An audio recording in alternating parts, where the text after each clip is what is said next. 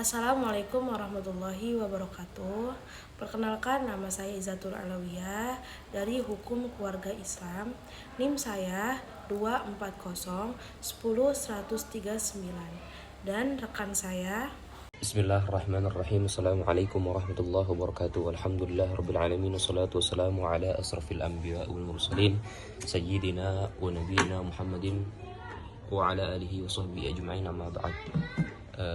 Pada kesempatan kali ini saya Muhammad Rehan Mauludi dengan NIM 24010100085. Hari ini saya akan meneruskan kelompok saya tugas video mata kuliah Tarikh Tasyri' dengan dosen pengampu Al-Ustadz Sofyan Munawwar.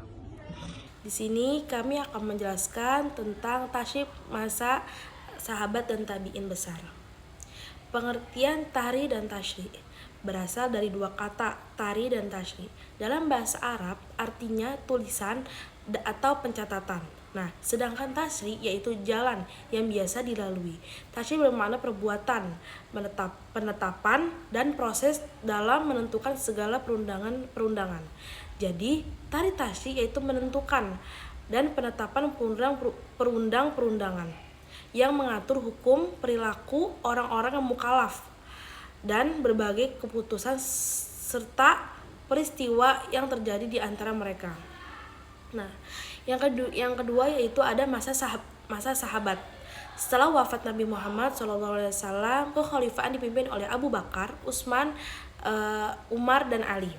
Penyebaran Islam meluas sehingga keluar Jazirah Arab.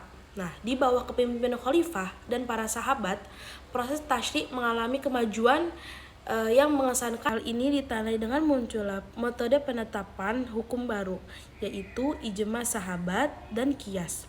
Masa sahabat bisa dianggap sebagai periode pertumbuhan syariah yang sudah diintegrasi sejak zaman Nabi. Yang ketiga yaitu ada karakteristik tasyrik masa sahabat. Karena sumber hukum-hukum Islam yang utama adalah Al-Quran dan setelah itu hadis, maka para sahabat terlebih dahulu mencari solusinya di Al-Quran dan hadis. Setelah itu, jika belum ditemukan solusinya, barulah dilakukan ijtihad, yaitu proses pemikiran dan penalaran yang dilakukan para sahabat untuk menemukan solusi permasalahan tersebut berdasarkan sumber-sumber hukum yang ada. Yang keempat yaitu ada metode sahabat dalam ijtihad. Metode sahabat dalam ijtihad yaitu ada 3.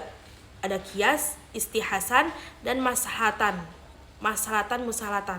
Qiyas adalah metode yang digunakan untuk menentukan hukum suatu perkara yang belum ada sah yaitu atau dalil, dengan cara menganalogikan dengan perkara lain yang sudah ada dalil hukumnya. Lalu setelah itu dilakukan istihasan, yaitu penolakan terhadap suatu hukum berdasarkan alasan yang dianggap lebih baik atau lebih tepat dibandingkan dengan hukum yang diturunkan melalui qiyas. Nah, yang terakhir yaitu masalah musalah, yaitu penetapan hukum berdasarkan kepentingan umum. Selanjutnya yaitu ada masa tabi'in besar.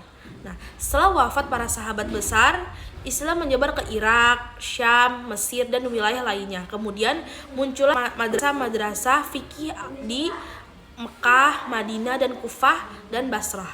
Selanjutnya dijelaskan oleh rekan saya. Selanjutnya saya akan meneruskan poin-poin dari teman saya, yaitu sekarang membahas tentang karakteristik tasyrik pada masa tabi'in. Yaitu karakteristik dari tasyrik masa tabi'in ini adalah pertama, perkembangan pemikiran hukum lebih sistematis. Jadi pada masa tasyrik pada masa tabi'in ini, itu pola pemikiran, perkembangan pemikiran itu sudah lebih sistematis, lebih terstruktur, lebih tertata untuk menentukan istinbat hukum. Yang selanjutnya adalah pencatatan hadis mulai dilakukan secara terbatas gitu. Jadi para tasyrik pada masa tabi'in ini, pencatatan hadis itu sudah mulai dibatasi. Karena takut apa? Takut munculnya banyak sekian orang yang menulis hadis dan belum disetujui atau belum diyakini itu sebagai hadis yang betul. Selanjutnya, pembentukan madhab fikih awal, yaitu ada dua, pada masa madrasah Hijaz dan madrasah Irak. Dua madrasah ini adalah pencetus, adalah pembentukan madhab fikih yang pertama, yang dimana madrasah Hijaz ini lebih tekstual, lebih tekstual, itu lebih terpaku pada yang termaktub. Sedangkan madrasah yang di Irak itu lebih rasional. Mereka lebih mengedepankan pola pemikiran mereka dengan landasan dari yang termaktub dalam kitab. Selanjutnya saya akan menyebutkan tokoh-tokoh tabi'in besar. Yang pertama ada Sa'id al-Musayyab, itu dari Madinah. Yang kedua ada Hasan al-Bashri, itu dari Basrah. Yang selanjutnya ada Ibrahim an-Nakhai, itu dari Kufah. Selanjutnya ada Atha bin Abi Rabah, itu dari Mekah. Selanjutnya mereka semua itu menjadi rujukan, menjadi hujjah, menjadi patokan hukum, dalam menentukan istinbat hukum bagi generasi-generasi selanjutnya. Karena pada masa tabi'in ini adalah mereka sebagai perantara, mereka sebagai wasilah di antara sahabat dan tabi'in.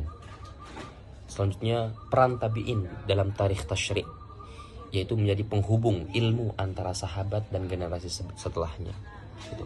Kalau tidak ada tabi'in, maka ilmunya akan terputus dari sahabat. Ketika sahabat itu tidak ada tabi'in, maka ilmunya terputus. Itu yang menjadi bahaya, itu yang menjadi suatu permasalahan. Apabila tidak ada tabi'in, maka peran tabi'in ini menjadi penghubung ilmu antara sahabat dan generasi setelahnya.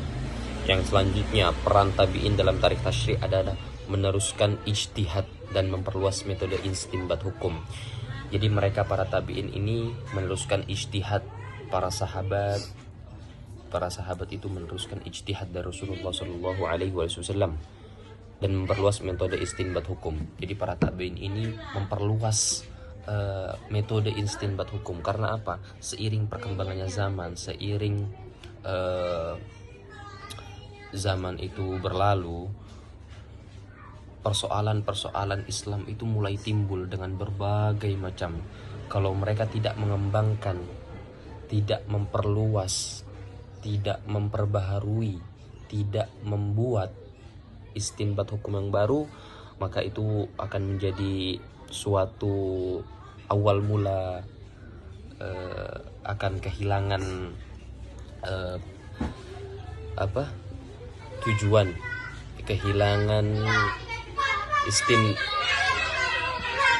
kehilangan bagaimana mereka itu nanti, apa ajaran yang telah dibawa oleh Rasulullah SAW mungkin bisa berhenti sampai situ saja. Yang selanjutnya, persiapan menuju fase pembukuan hukum Islam di masa berikutnya. Kesimpulannya, itu masa sahabat dan tabi'in adalah masa transisi penting dalam pembentukan hukum Islam.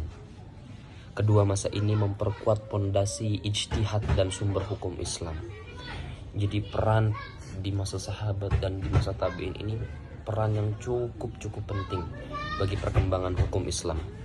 Yang selanjutnya, tasyri' berkembang dari hafalan menuju sistematisasi dan kodifikasi. Gitu. Yang tadinya tasyri' itu hanya berupa hafalan, selanjutnya itu dia berkembang menjadi sistematis, hafalan yang terstruktur, hafalan yang tertata dan mengkodifikasi, yaitu memperbaharui dan selalu terus memperbaharui istinbat hukum. Mungkin sekian itu saja yang bisa saya sampaikan. Kurang lebihnya mohon maaf. Billahi taufiq wal hidayah. Wassalamualaikum warahmatullahi wabarakatuh.